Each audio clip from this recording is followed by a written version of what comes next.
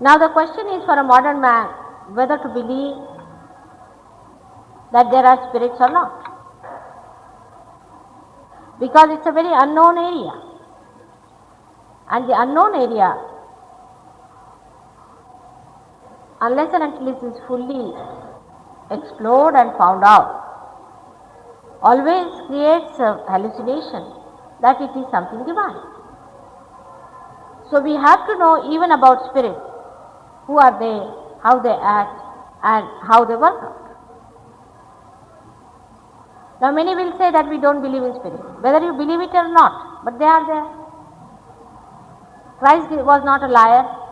He took out spirits and put them in the pig. And he is the man who very clearly said that keep away from the spirits. The spirits are the people. We can be spirits tomorrow if we want to be. When we die, we do not die fully. Only the element of earth which has created us for appearance, or which is the, we can say the Jada Tattva, is the gross form. That portion only dies. The rest of it remains. And it goes into an area which we call as Pretalok, where it starts becoming smaller and smaller, till it comes to the size of a fetus, or you can say a very small fetus. It waits there. But some of the people, when they die, they are dissatisfied souls. In Sanskrit we call them as atruptatma. Means in life they have been hankering after things too much, and they couldn't get to their goals, and they die. For example, a mother dies during labor pains. Her child is born, she sees the child and dies. She is worried about looking after that child. A father dies suddenly in an accident. His children are left behind, and he is worried about his children being looked after. There are some people who are very ambitious in life, very, very ambitious, and they die before fulfilling their ambitions. They also become spirits. There are people who are being tortured and troubled and killed.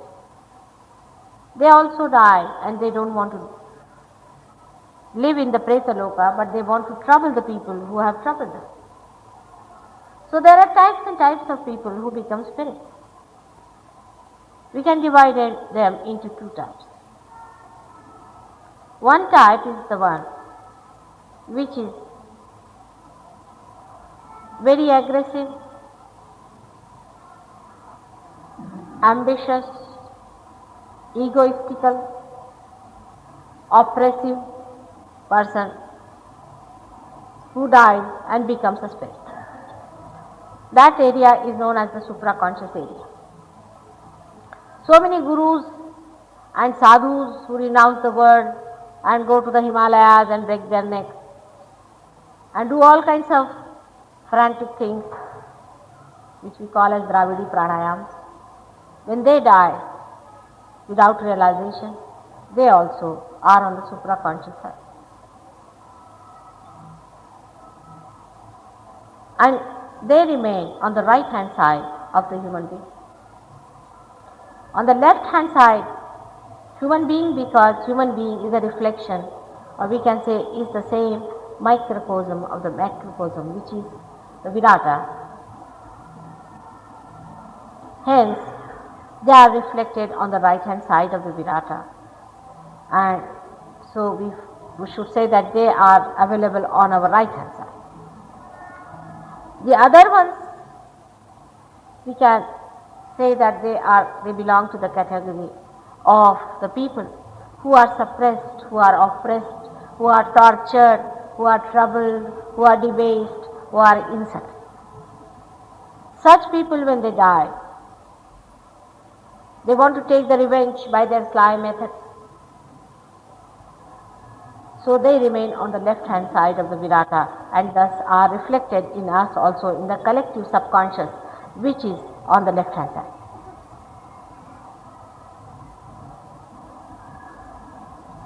Basically, these are the two styles of people who are becoming spirits. But there can be a mixture, there can be every type of a spirit. There could be good spirits also, good people who are trying to only help their families and things like that. These spirits try to manifest. For example, the supraconscious type spirits. There was a doctor in London who died. His name was Dr. Lang. When he died, he had discovered lots of things and he wanted to continue with his practice in London. He was a surgeon. But he could not do it because he suddenly died. So his spirit entered into a soldier who was fighting in Vietnam. And when the spirit entered into him and told him that I am such and such doctor, you must go and meet my son and my brother and tell them that I am within you. The soldier could not believe it, but they said that you come along with me and I'll guide you to that place. And he took him to that hospital where this doctor was working. The hospital was closed, the surgery was closed. So he went and saw the son and he told him about the spirit entering into his body. The son could not believe it. So he said that I will tell you all the secrets of our life which we spent together and which no one knows. And when he started telling him all these things, he was amazed. He said, all right, I'll open the surgery. So they opened a very big, huge organization known as late Dr. Lang's International Curative Center in London. Now this organization started working long time back, about I think 11 or 12 years back. Actually, I came to know about it because somebody who was suffering from the treatment of one of these people, she came to me and she told me all about this, and she gave me a pamphlet in which they had written all the story about about Dr. Lang. And what they used to say that you should write to us about your illness, whatever it is.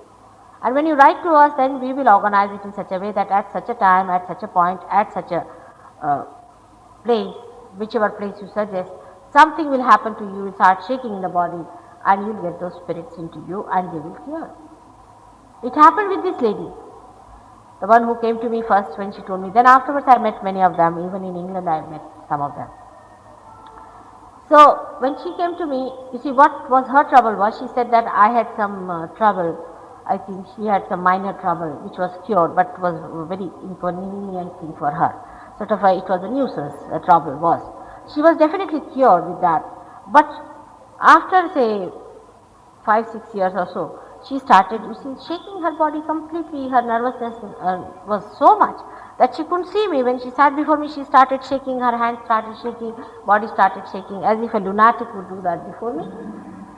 So I told her, see, this gentleman has come from lunatic asylum and he is behaving the same way as you are behaving. She says, I know, because I have a pain here, I have a problem here, and I know there's something wrong, I am not thinking properly, and I cannot remember anything, I am a lost soul, and I know what has happened to me. Now what can we do about it? Of course, I then cured her, no doubt, because in Sahaja Yoga you can, through vibrations of love, this divine love which I told you yesterday, you can give a bondage to those spirits. By that bondage, you can make that bondage pass into the Preta Loka and Vedika. But some of these are controlled by some of these ambitious so-called gurus. Now these so-called gurus that you know of, so-called, they call themselves gurus. What do? They go, you see, if they find some evil genius dies somewhere, they know he's an evil genius, then they follow his body, they go to Spashan, they try to collect his part of his body and they keep it with them. Now the spirit till 13 days moves around the body and it starts watching what is the body doing. So when the spirit, you see, sees that his own part of his body, which is to form again his own body later on, is missing through these people and they will be doing something, so it appears before them. And they know how to talk. It's easy to talk, even ordinary spirit person, if he comes here, I can make them talk, and they talk quite a lot, all the kinds of nonsense, and they also tell about these people, what these people have been doing. So That spirit then, is captured by these people and they start using these supraconscious spirits. These people being crooked and very intelligent people, they start acting into their hand. Now these spirits are given some names, like they can call them Ram, Krishna, some people say Ain, some says Reem, some says Klim, all goddesses names. You see, they can even give the name of Jesus or something like that. So what happens that when you go to these gurus, when you ask them, they say we'll give you a mantra. Now you think that the mantra giving is a very great thing. You see, so many people will come and tell me in Marathi also. Maharashtrians are a special one for this. That Mataji मला त्यांनी guru mantra दिला. After all, a mantra can be given. Say, काय दिला mantra? Ram. Why do you need a guru to tell you this? Use your brain. Now they go on saying Ram, and this fellow has already connected them with the Ram whom they have appointed to get into this fellow. So the Ram enters into the psyche of this person. Mostly it is through this Agya Chakra, which I told you yesterday. I described the whole Kundalini and its places and everything. So it enters through this into the psyche. When it enters into the psyche on the right hand side, you see on the ego side it enters into. And it starts making the man very egoistical. He'll beat his wife, he'll beat his children, he'll drink and try to show off. Sometimes such a man might get a promotion and he'll become so dynamic. People will say, oh, what has happened to him, and sort of, you see, his attention, which was spent in doing other things, will be diverted to very ambitious style of work. Now he becomes very ambitious, but he has no dharma in him, no love in him, no compassion in him, but he becomes a very so-called successful man for a short time. But after, I have met many like them in Delhi also, those who have been initiated like that by paying quite a lot of money to these swamis and sadhus. And before me they were just rattling like this. And they said, Mataji, this is such a lot we are rattling before you, but even if we burn a udbatti in the name of God, we rattle. We can't go near a temple. We can't go near a church. If we see anything of God, we start rattling like this, and they all have resigned from their jobs and are settled down as useless. This has happened to them within 5-6 years' time. Young people, very young. In Singapore, I met one fellow. No, not Kuala Lumpur. You would not believe he is only 22 years of age, and he is like that now. And this is a supraconscious style. They call it transcendental thought. This is the trance they use. So just by giving you one name, you must also think. After all, you cannot call like that your God, the Almighty, by just a name. How can you call him? Is he your servant? Rama Gadi Kamala. Can you call him like this? You do my job, you look after my father, you look after my mother. Who are you? Are you entitled to call like that? And can you just tell him that you better look after everything that I tell you, otherwise I'll give you up. I have no faith in you. The man in his ego starts thinking these nonsensical things. You have to surrender to God. You have to become one with him. You have to be authorized. Then only you can ask his help. The another supraconscious people are another type of, they work out in this way. That you see, these people are the Hatha yogis, so-called Hatha yogis, because I call them neo-Hatha yogis. They are not real Hatha yogis. The real Hatha yogis never stay with the human, normal, what you call them, citizens of a city or a village. They stay in the forest with gurus. In the Patanjali Shastra, who is the original writer of Hatha Yoga, he has told there are 6 things the Hatha Yogi has to do. He has to stay in the jungle with a guru who is a realized soul, and he does not have to lead a married life. He has to be a brahmachari, a celibate person, and he has to do 6 things together. In that, meditation is there, prana pratishtha, pratyahar, yama niyam. All these things mean he has to regulate his life. He has to lead a very chaste and holy life. It is not meant for people who are householders. Here now, for fashion sake, the Hatha Yoga has come to all the people, and all Hatha Yogis such get heart attack. Yes, they do. I have met a doctor here. You might be knowing him also very well. He was a very well-known doctor, and he was preaching Hatha Yoga, and he had a heart trouble, and he was a heart specialist. When I met him, I told him, "Doctor, be careful about your heart, you are catching on your heart." He said, "How can that be? I have taken my cardiograph." I said, "Doctor, be careful and don't do this at yoga." Because it is an extreme type of a sadhana which is to be done with a person who can balance you, where no other energy is exhausted, but only thing is it is just done for the sadhana and your guru works it out. It is done by very few people. But nowadays everybody wants to become a cinema actor and a cinema actress. Every girl wants to be, you see, certain shapes that are described in the beauty contest. I tell you, these proportions are absolutely satanic. I've read those proportions. They are not the proportions of goddesses or of gods. These proportions that are described in these beauty contest things are absolutely of dirty women. These proportions, if they exist in any human being, only bad vibrations will come out. That's why you must have seen, once they win that test, then you have seen how they become funny. These are all human conceptions, but all the human conceptions are such foolish things that they do not know that they are playing into the satanic force. The idea about cinema actresses, you see, all the ladies these days, even in London, even 90-year-old women want to be actresses. Are they mad?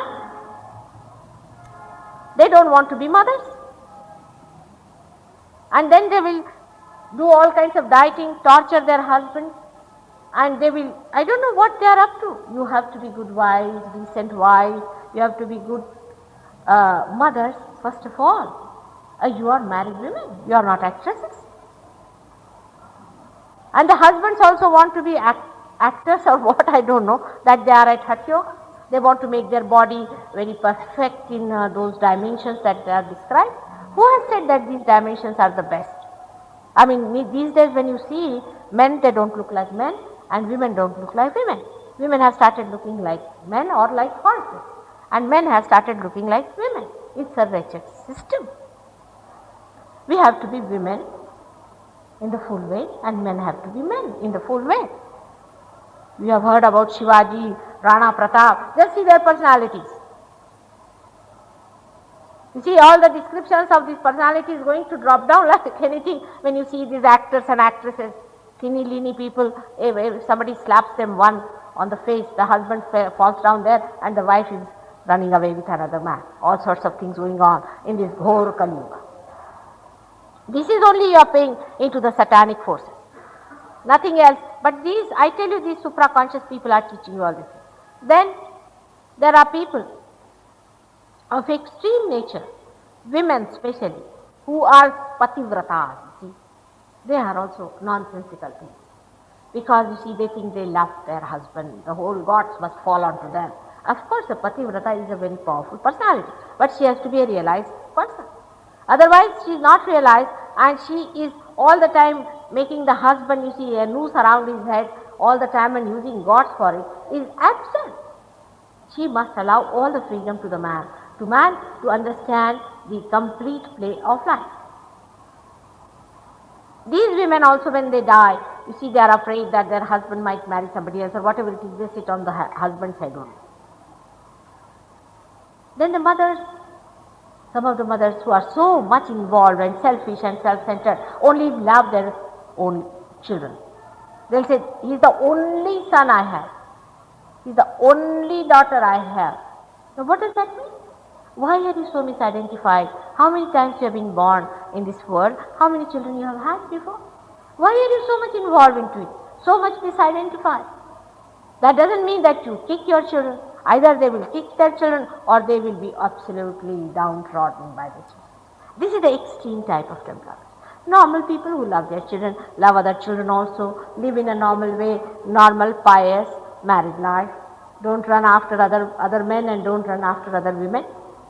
These normal people, when they die, they go to Pretaloka and then they are born again as good people, and they, if they are born today, they get realization. There are kinds and kinds and types and types. I don't want to waste your time and my time in describing all these horrid people. But on the other side, on the left hand side, the debased and the sly and the horrid and the murderers and all that, they are also there. Oh, these are another type. Now what these people try to do, you see, sometimes they will do some sly things. But when these people enter, these debased ones, when they enter into your psyche, you become lunatic or mad or something happens. They teach you all kinds of things. They'll teach you how to drink, to take to drugs, to do these things. Or if you are taking drinks, they'll enter into you. Because they are drunkards, so they want to drink more, so they will drink. You will be amazed, you won't believe that in Cuba, I met a lady, she was a very dainty darling. And she told me that she can take one whiskey neat, one full bottle. I mean, I can't even look at that bottle the way she showed me. I said, how do you manage that? And her husband said, really, it is true, sometimes she does it. So she says, do you know, there's a very big, huge Negro who enters into my body. And then he drinks, not I. She sees him coming inside his body.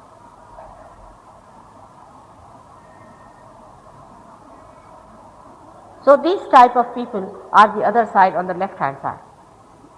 Now there are mixture types, some of them, you see, they are the people who believe in God and they haven't found God and they have worked very hard sort of people. So they try to give you little sometimes assurances. For example, yesterday one lady came and she told me, Mataji, suddenly I found that there were some chanas lying in my house. I thought they must have been given by Mataji. So I ate them and I got sick. I said, am I mad to give you chanas and diamonds and this and that?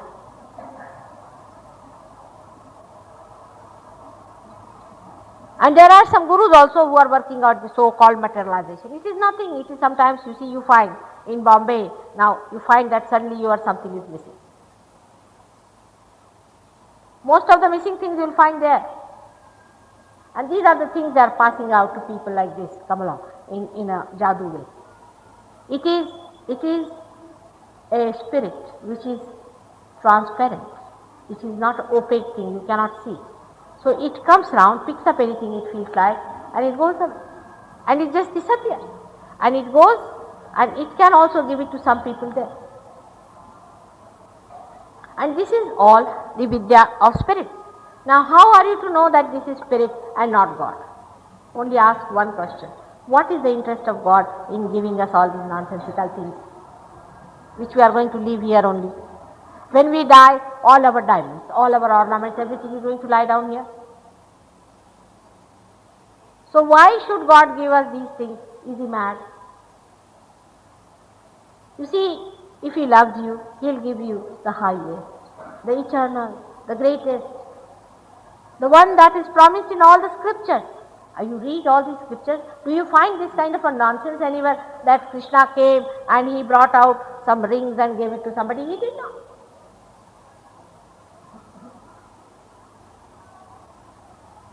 I mean, it can be done by him. If he wants to do, he can do anything, but he is not going to steal things.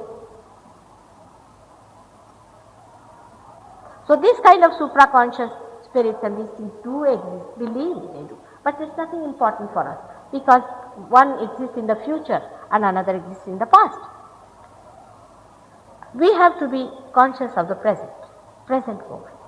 And this is what Sahaja Yoga is. That now, at this moment, you must understand the dynamics of this moment, the spontaneity of this moment. So now people will say, then that means, Mataji, you don't believe in planning. I do not. I do not believe in human planning at all. Because when human beings plan, you know what is the mess they create. Everywhere in the whole world, wherever there has been planners, what has been. I'll give you a simple example. You plan a wedding, A to Z. Now you will find suddenly when the bridegroom has to come from this place to that place, something will happen and he won't move. He may have to go to the bathroom. Maybe he wants to meet his mother. He will be emotionally tied up. Maybe his mother may come there and she might start crying. If you want to make it a living marriage, then you should not plan in such detail. You must allow the spontaneity, the blessing of God to work out.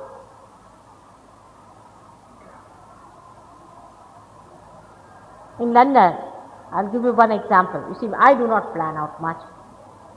And I don't bother so much about this planning out. Today, we wanted to come here very early. These people said, we must reach there at 6:30. I was just laughing. I knew when I have to reach, I will reach, because whatever they may try, we cannot reach her. Reasons for that, aren't there? And I just could not So why worry? Because I know we are not going to reach that. Of course, I mean today supposing I have to go tomorrow, so I have to just buy the ticket for tomorrow is alright. There's no planning, that is to be done today. But A to Z you start planning everything and suddenly you find this is missing and the whole thing goes off. Let the spontaneity, at least in human relationship, because you are such planners, you cannot do everything else, but human relationship, at least try the spontaneity to work out. Now in the Western countries, people are understanding the value of spontaneity, but they are stupid people, they don't know how to harness it. I cannot even tell you to what stupidity they go. If I tell you, you won't believe. There are small children, otherwise I would have told you. It's impossible to believe how stupid they are, that they believe in the spontaneity and the kind of spontaneity they have done. All the developing countries are now developing to be the developed countries. But we must also see in what khad these developed countries are. They are stupid people. They are all right as far as their work is concerned. They are all in time, their things are all clean, spick and span. But if you see, their families are broken up. Stupidity to such a limit, a 90-year-old woman having a love affair with a 19-year-old man. And on the front page, their love letters are first day. Every newspaper, if you read, that is the first great news coming, and all the men reading this great Romeo Juliet going on. Stupid, absolutely stupid. When you talk to them, you find them such stupid people. You don't know where to look and what to say. You have no idea to what extent they have gone in stupidity. Of course, they have Cadillacs and they have big cars and they have big houses.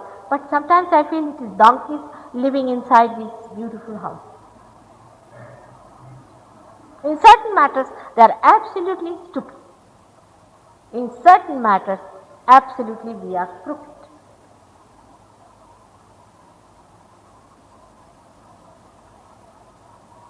They are innocent, simpletons, but they are stupid. We are crooked. Now that point I will touch later on. So let us see now that how these two types of spirits enter into our psyche. They can enter through this. They turn this.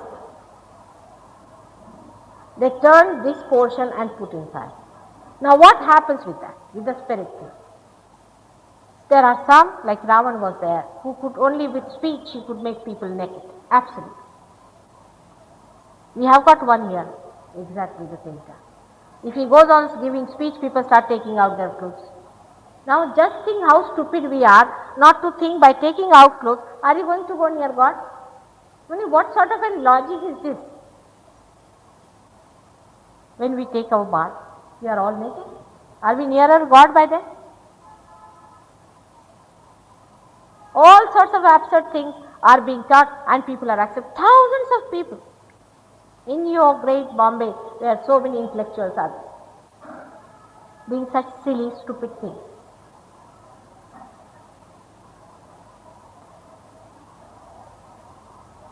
Then you will find lakhs and lakhs of people just organized for what? Oh, there is some gentleman has come, he speaks very well on this thing and he is very good at this, he is a very great speaker. What does he speak? He speaks about how Radha and Krishna loved each other. Very good idea.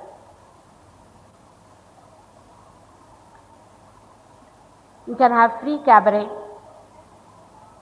you can have free discourses on all the nonsensical things, debasing God himself. All these things are so interesting to human beings. Are they really seeking the truth? Are they really asking the reality? They will never reach Shankaracharya. Yesterday I told you. They will never go and find out what Markandeya had written. They have no time to find out what Jesus has to say about it. They don't know what Muhammad Sahib has said. Nanak Sahib has said so many things. Kabira has said so many things. They are all fools. These wise have come from somewhere to teach us about all the satanic methods that they want to employ on us. So beware, be careful. This is a Ghor Kali Yuga. All these satanic forces are active. Krishna has said that whenever there is need to re-establish the dharma and to kill the dushtas and to save the sadhus, I am born again and again. But I find who is the sadhu and who is the dushta. It is such a mixture.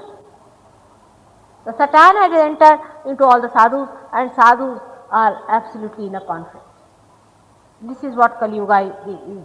It's a very delicate matter.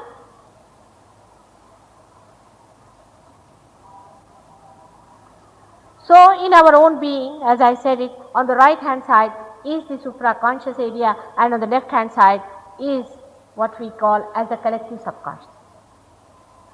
Nearer your own being is the subconscious on the left hand side, which we call as the psyche part, where we store everything that is dead of this life and past life. And on the right hand side is the pre-conscious mind, which we call as mana, by which we, mana is also very confusing thing, but English word is better, is pre-conscious mind, with which we plan and with which we think, and this body is maintained through our right hand side power. In the center we have got the evolutionary power. By this power only we have evolved, which is the conscious mind. This moment, now, at this moment. We can say that the past and future cross like that, and in the center is that point. Or we can say like this, that the past, the future and the past, they pass like this in the center and they pass out. So the thoughts from the past come to the future and the future to the past, but they cannot stay at conscious. For example, I say now, at this moment, stop it, you cannot. Why?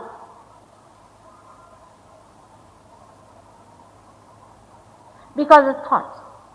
The thought rises, goes up and falls down and disappears by itself. Again another thought rises and again falls down, disappears. Now you can see the rising of the thought, but you cannot see the falling of the thought. In between these two thoughts, there is a little gap known as vilamba in the Sanskrit language. That is the point of conscious mind. The thoughts can come from the supraconscious side, or can come from the collective subconscious, can even come from the preconscious, or can even come from the subconscious. That's how the thought waves are. But if you have to jump into the conscious mind itself, now at this moment, you cannot do it, because at that point there is no thought. I am not telling you all these things of my own, because this has been already discovered by many psychologists. That one has to jump into thoughtless awareness, not into the so-called trance, but into awareness, means you are completely aware, but inside there is silence. Now this silence has been described by all the scriptures. And while jumping into that, even the psychologists, so many of them say that you jump into an unconscious mind, which unconscious means which is not known to us, achetan man, which is collectively conscious, which is universal. For example, we can say Jung is one of the greatest psychologists, and I respect him very much. He has done a lot of work on the unconscious, and he has taken many years to experiment on thousands and thousands of people to find out how the unconscious works through dreams and symbols. Now he has found out many symbols appear in the dreams. For example, a triangle like this appears in a dream of one man, the pointing downward. Invariably, in all the cases wherever such a dream has appeared, such a man has murdered someone. Or if the triangle is just upside down, means the top is the pointer, then invariably all these people who saw this in the dream and reported to him, they were murdered.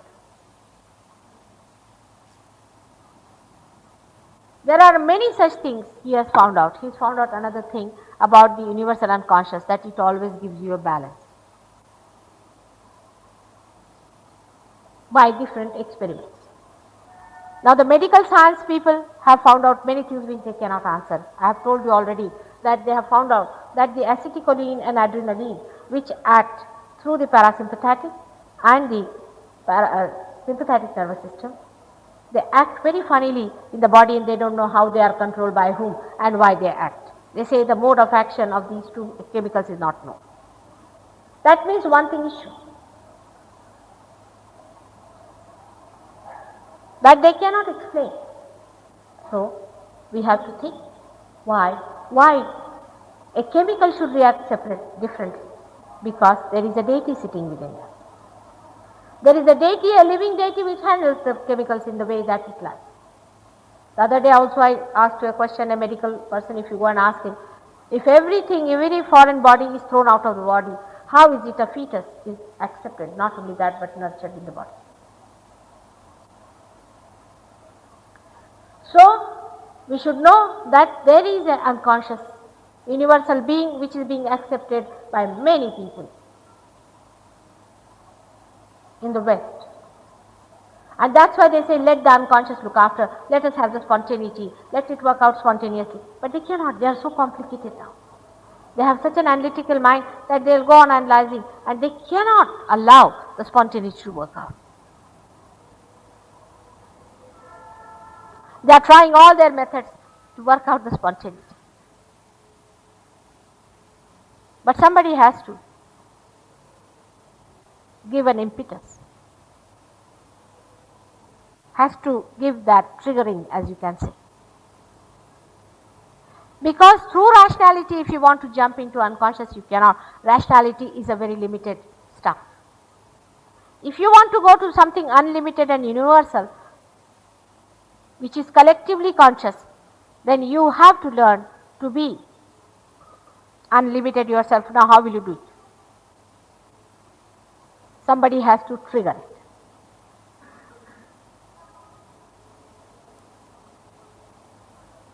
You see a light, a deep, which is not yet lighted. It is a limited stuff. But when you light it, it becomes unlimited. But for lightening this light, you have to take another light near it. When you bring another light near it, it doesn't do, it's just like a catalytic agent. It just touches this and this starts burning. It gets unlimited light. The light becomes unlimited with a limited beam. In the same way, somebody has to trigger this.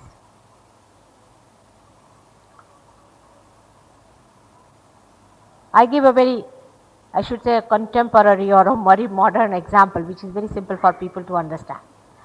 You see, in our houses, we have seen, or these Bombay gas lights, we have seen there's a little flicker going on. Nobody can see that. In the same way, in the heart, there is the spirit, the reflection of God that is there. And the flow of the gas is stopped, is kept ready. In the same way, in you, the Kundalini is kept there. And somebody has to open that. And when that is just opened, the Kundalini rises and meets that flicker and the light spreads. And this is what happens when the light spreads, that the vibrations start coming. Thus you jump into your unconscious awareness. Means you become a different personality. As I told you, you are a computer. But you are not a working computer. Once you are connected with the mains, you become a computer which is giving information. Suddenly you start feeling on your fingers, all these things. You start feeling what are the centers on the other person, what are not working, and these centers, as I have explained to you yesterday, had all the physical, mental and emotional sides which they control, and you can make out what's wrong with the person. You can cure them also by giving them these vibrations. So through this computer, now you get information, you give information, and also you can correct. You can execute also information. Now our computers that we have, they cannot execute. जी कल हिंदी में बताया ना, वही बता रहे हैं आज अंग्रेजी में. क्या बताने से कुछ नहीं होता बेटे, पाना चाहिए, हाथ रखो ऐसे, पाने की बात है। हाँ, भाषा से कुछ नहीं होता है, तो ऐसी लेक्चरबाजी है, जब तक पाओगे नहीं तब तक सभी व्यर्थ है। सब ऐसे हाथ रख के बैठिए प्लीज। इसी lecturing about divine has been done by many. I'm talking about actualization. You become that. Now always people say that, how can it be possible, Mataji? I mean, I cannot understand this question. Supposing I say there is a diamond lying here, will you ask such a question? Will you immediately come pick it up? I mean, you don't have to lose anything by this. You are not paying me anything. It's all free. By doing this, you have seen here people have been cured. But once you get it, 50% of you will feel very happy, go home and say, all right, forget it. 1 or 2 will criticize. Oh, amala kai jhalas nahi. We didn't feel anything. As if they are very great people. If they haven't got it, there's something wrong with them. They should get it. And 50% will think about it, will come again and again, work it out. There are now in Bombay, some of them very highly placed Sahajogis who are curing people. They have cured cancer. They are very ordinary people. We have one here, a teacher in the school.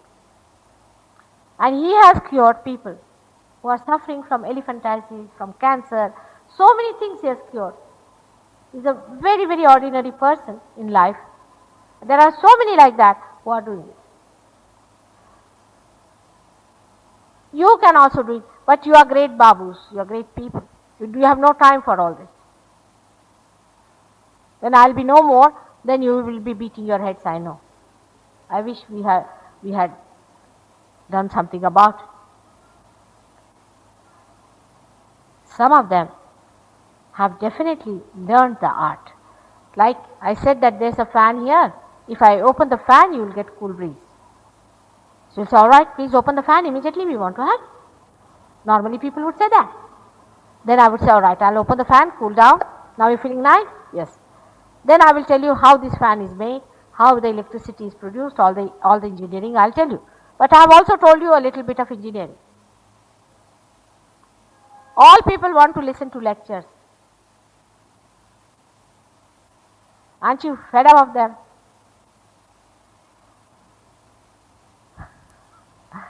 Why don't you have it? This is the blessing of God. You have to jump into the kingdom of God, and you just see how you are protected, how you are looked after. There are 7 chakras, and all the 7 blessings are bestowed upon you with a stroke. We have here people who have been nothing in life after Sahaja Yoga. Even this one I will give you as a little chocolate over the castor oil, as they say, that they have also very much improved materially, because it is Lakshmi who is sitting in the Navi. This may appeal to many in India, that Lakshmi is cured and you improve even materially. People get promotions, they become this, that. One example is our Dr. Nagen Singh. He got his realization, and see where he has got. Many people like that. He is a Sahaja Yogi. So many people are Sahaja Yogis who have achieved things in life, but they are busy people, some of them are. But if you could devote a little time for sadhana, and if you come here and see for yourself and give more, then you get more. Because why should God give you all the time vibrations when you are not going to use it? This gentleman sitting here, his son was suffering from too much of drug. He was a young school boy and he was being cheated, and poor boy has been tried. He has spent 20,000 rupees just curing him. People were just giving him drugs to sleep, only tranquilizers, and in one day he is cured, and today he is sleeping nicely without anything. He had brought and showed me a prescription which he says, कितने पैसे पड़ता है? 400 रुपए. 400 rupees poor man has to shell out. And for what? Not for curing, to make that boy sleep off. I mean, that's also a kind of a drug, and that boy is so normal today. But there will be some satanic here who can create problem for you. So you decide for yourself. आपला स्वार्थ बघा.